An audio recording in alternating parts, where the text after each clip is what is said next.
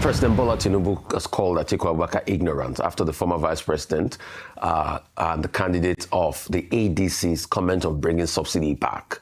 While receiving Osun State Governor Adeleke, who paid him a thank you visit, the president declared Atiku's plan to reintroduce subsidies showed a high level of ignorance and governance and economic issues.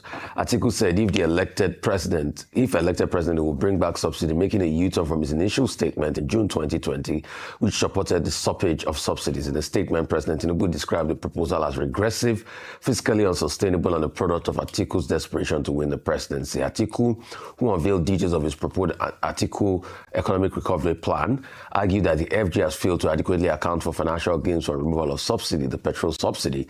He insisted that every barrel of crude allocated under the new scheme will be targeted and tracked to ensure Nigeria benefit from the intervention. I saw one of my opponents now say we go back to subsidy.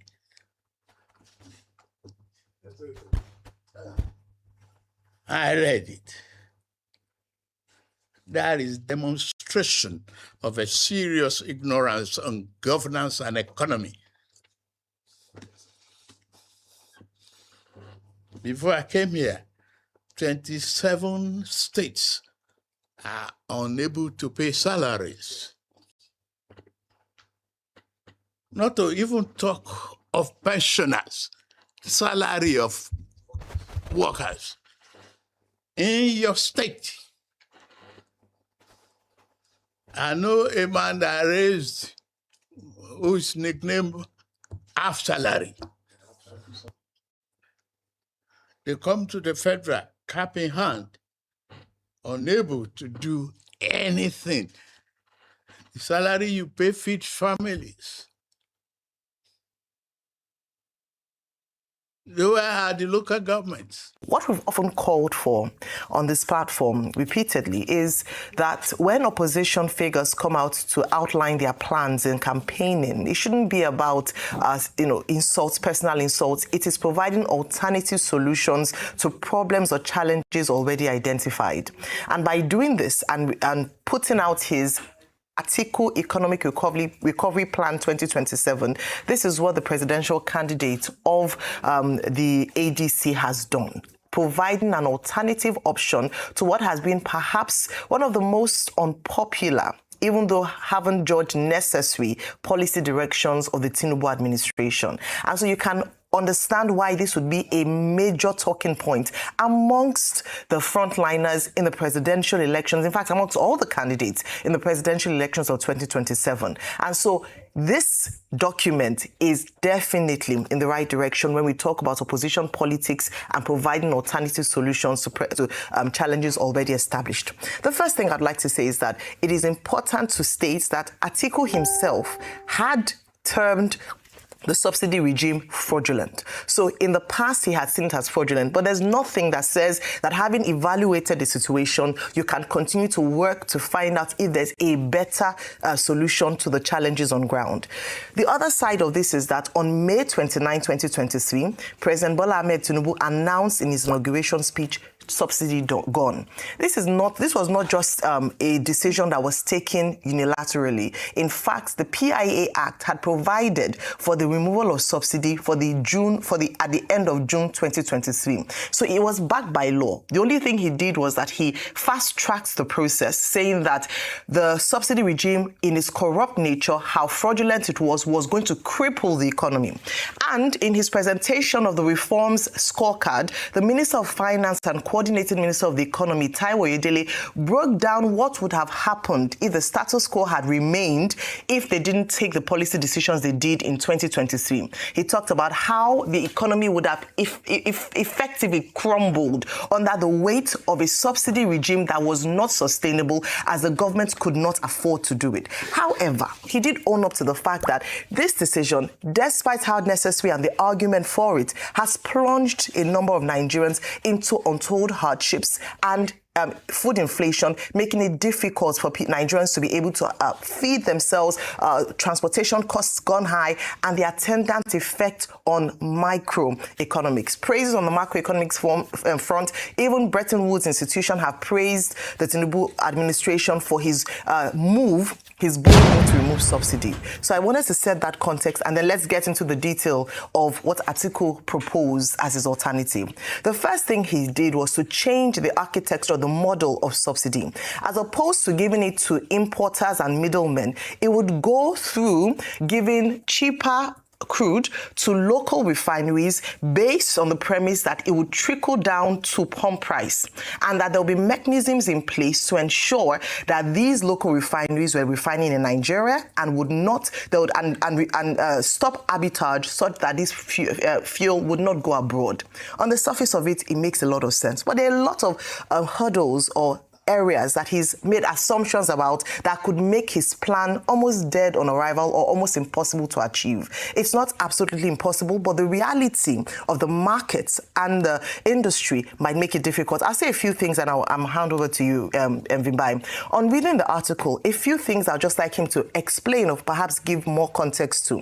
What would happen to the PIA Act? Would it mean an amendment of the law itself and taking away what has been championed as a good move in the era of the liberalization of the markets?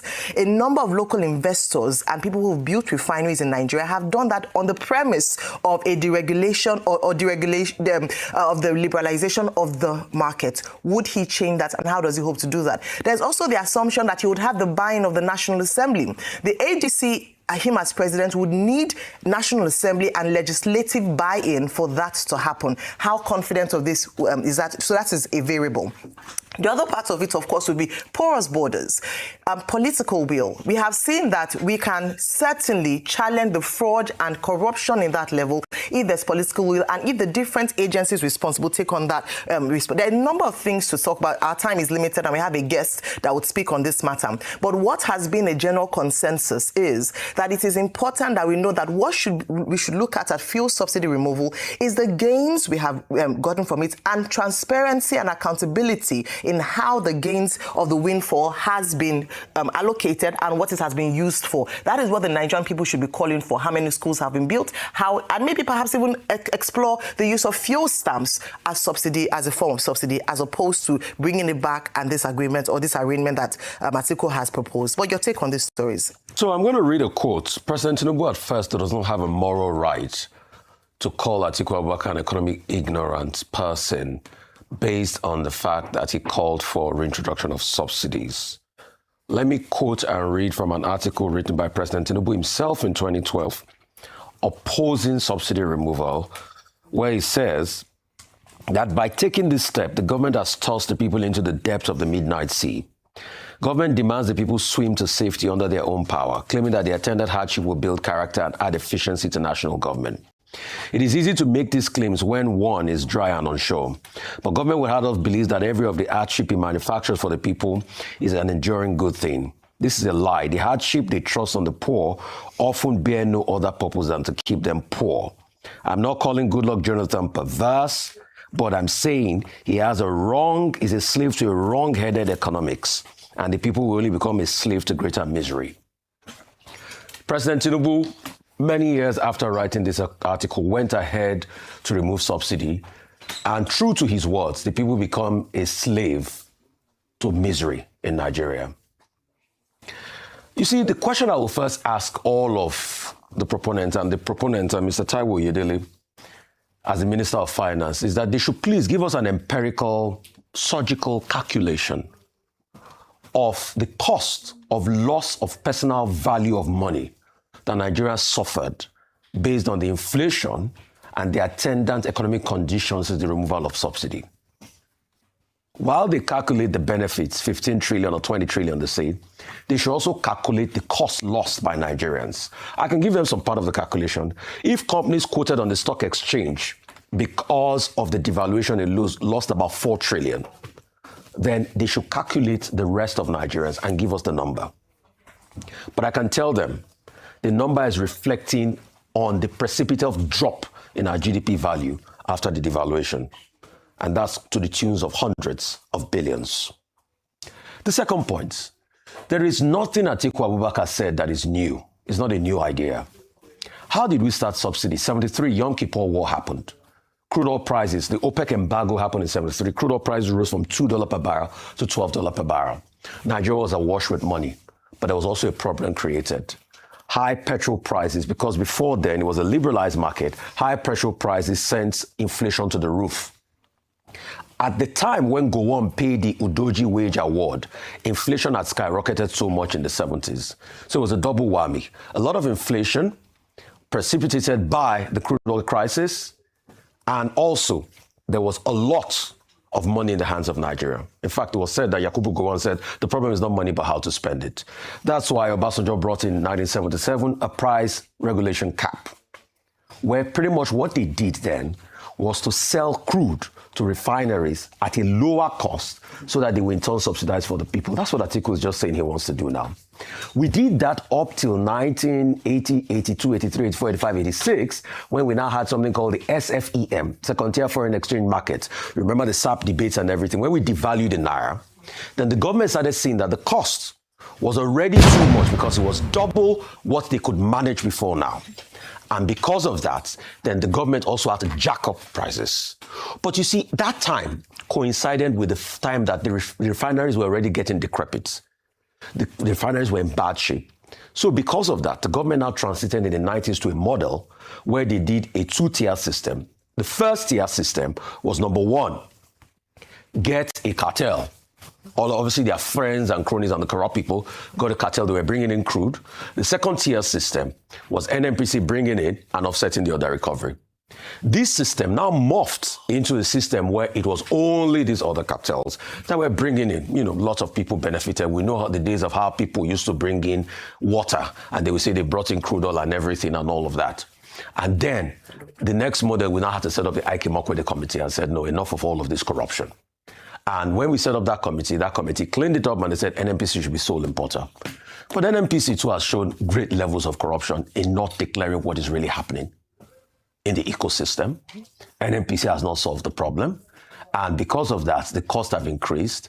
We talk about arbitrage. We said subsidy was going to cure arbitrage. No, it didn't. Removal of subsidy it didn't cure arbitrage. You are still selling crude oil, petrol 1,200 here. In Benin is about 2,000. All right? Mm-hmm. People are still taking the fuel out. There's still a lot of arbitrage.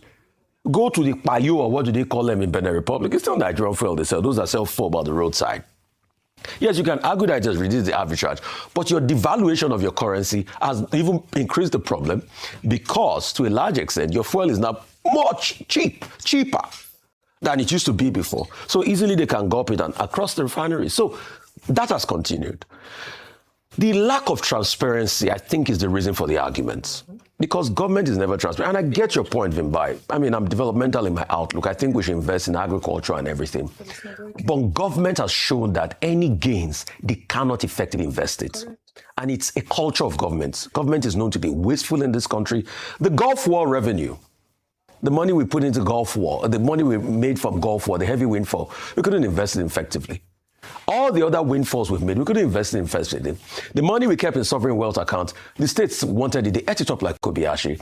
So we're thinking that governments that cannot run ordinary refinery, that they collected $3 billion of Nigerian money for, that is not up and running, that some people went to lie, that smoke is shining, is bellowing, the refineries are working till today, and government cannot account for that money. Is this that government that you think will get the subsidy reinvestment when you invest in the sector? Obviously, we've seen what they've done with it. What have they done with it? They went to start a brand new road where they paid $1 billion for 47 kilometers loan, when we have, and the road is supposed to cost $15 billion, and when we had pending roads there, that we can sort out all the roads for $14 billion. So you can see effectively, so it's a cultural thing. And then go back to we saying we break the PIA law, like we were talking about. Ayo, I submit to you, President Tinubu already broke the PIA law by paying subsidies in 2024. After saying subsidy was gone in 2023. He keeps breaking the PIA law. See, the question is, should we not correct it? It's a chicken and egg situation. Yes. Should we not correct it at the expense of the suffering people, at the expense of the lack of transparency in NNPC? Ayo, do you know that as of 2026, the so-called subsidy money that came in, that they said they made as gain, NNPC still kept 50% of those revenue to say it's still paying for backlogs of subsidies of years ago. So it's still a form of subsidy that is going on. So 2024, 2025, those numbers are there on the NNPC book. Why are they keeping half of the revenue when they say it's all cleared out? Only God knows what is going on with the books. Yeah, that's why I say I don't trust the books. So what's the final solution? See, the truth is, Atiku is not saying anything new. There's an argument for free market that people have built refinery, yes, and all of that. We know that argument. But also, there is also a bigger argument of the lack of transparency of government. The reason why we're talking about is the lack of transparency of government. All they promised forward did not materialize. All the investment they said they were going to make in health and education did not materialize. What's the CNG adoption? President Tinubu was talking yesterday that we have alternative energy fund. I would have suggested an alternative energy mix. But where's the rail? Where's the alternative energy mix? Where's the rail to be able to carry agri-produce? So if we are talking about agricultural exports, Vimbai, the very first thing the British did when they came in the 1800s was they built rail line to carry agri-produce. Where are the rails to carry agri-produce into the hinterland? You think we're going to depend everything on road? The cost per mile of shipping through rail is way cheaper than shipping through road. Absolutely. So where are all of those infrastructural development that they said this subsidy removal was going to help us? And also, where is the cost-benefit analysis of projects done that they said this subsidy is going to help us on? So it's a chicken and egg situation. It is, I think, the most important thing, and I think that's what I've always argued. I supported subsidy removal, but I supported subsidy removal with a sense of delusion, thinking that government would change its culture of lack of transparency. But they didn't. This was all this argument of let's invest in agriculture, let's invest in rail, let's invest in education. These were the arguments we made. It was sweet in our mouths. The taste of the pudding is in the eating. How about him saying that it's made states more able to pay salaries? It's made states able to pay. Arguments that they've been able. There's a windfall. Can I say, with due respect, that's one of the. Let me pardon my French. That's one of the most interesting arguments I've heard in my life. So the whole essence of a state is to be able to pay salaries. How about argue about the out? That's why I say it's a very, and you know, I had to conceal a lot of French and Greek to say that. How about him say the health outcomes of states have improved? How about him say the education threshold of states are improved? So the sum total of his arguments is that with this windfall, states can pay salaries. So that's the salaries that have been eroded by inflation. So that's the sum total of his arguments. So where are the health outcomes? Yes. Where are the education outcomes? Yes. And please, with due respect, I'm speaking for the governors today. I know a lot of them. Ask them the so-called increased revenue. What's the value of that money for them compared to what they had access to spend before? What's the value of doing a road compared to what it used to be before? Thank you very much. Is it that easy on them? These governors are not coming out to talk because they're shouting on your mandates. They know where the shoe is pinching them. All right. Well, all right. The truth is that the campaign has started. And so people are beginning to bring up different ideas. So every candidate, with whichever way he felt he can win the elections, will come up with his own idea. Now, having observed President Bola Ahmed Tinubu's regime, the past 3 years plus, he has been in office. Remember that the moment at the inauguration, grant where President Bola Ahmed Tinubu was inaugurated, I was, decorated as the president of Nigeria. Right there and there, he declared the subsidy gone. And everything went off, as if the economy went in shambles and all of that. So it becomes very, very difficult for people to bear. And ever since then, we've been trying to, the masses have been trying to, hold on and hold on. I recall that several times President Bola Ahmed Tinubu have also come out to, plead with Nigerians that the reform that is bringing on, it requires a whole lot of patience that Nigerians need to bear with him, and as he takes this drive, this route that it might not really going to be easy. It's going to be rough, but that Nigerians should bear with him.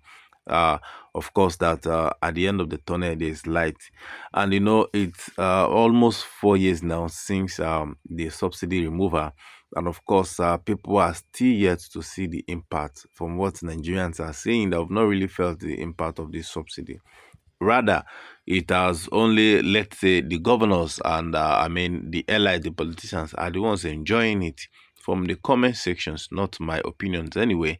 But then, the argument of Atiku here is that President Bola Ahmed Tinubu's the subsidy, I've seen now that the subsidy removal was actually not the issue.